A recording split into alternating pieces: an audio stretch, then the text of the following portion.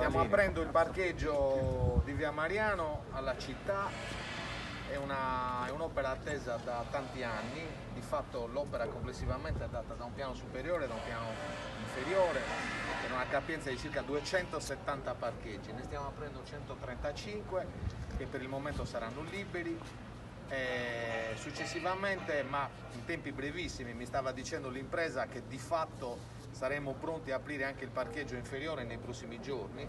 C'è solamente qualcosa da un punto di vista della normativa antincendio che è molto meglio che venga affrontata dai futuri gestori del parcheggio a pagamento, che oltretutto sono aggiudicatari provvisori, quindi stiamo parlando sicuramente di un'apertura che sarà successiva all'Epifania, ma non certo molto lontana. Quindi per il momento apriamo, perché è giusto che 135 posti auto prima delle vacanze natalizie siano nella possibilità dei nostri cittadini che stanno soffrendo moltissimo, attività commerciali comprese, e quindi questo è un piccolissimo, ma piccolissimo regalo che questa amministrazione vuole fare alla città.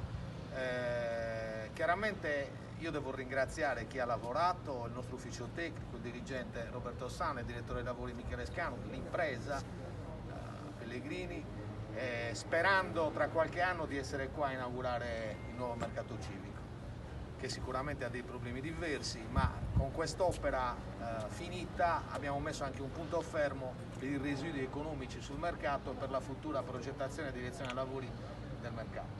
Un ringraziamento particolare anche a Francesco, l'assessore ai lavori pubblici, Francesco Pinna, e a tutta la giunta.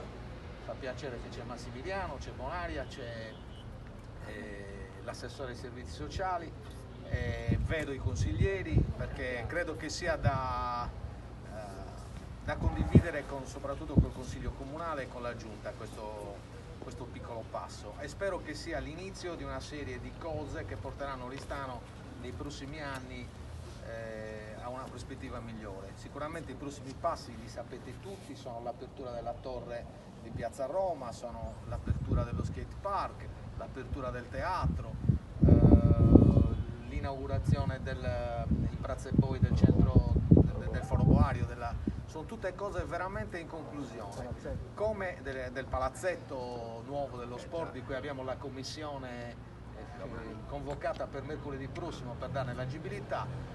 Siamo come le formichine, ma le formichine camminano ma poi arrivano alla conclusione, e quindi credo che sia importante. Ripeto, cerimonia molto sobria, però oggi stiamo facendo una cosa molto importante per la città, e vi ringrazio che siete qua insieme a me a condividere.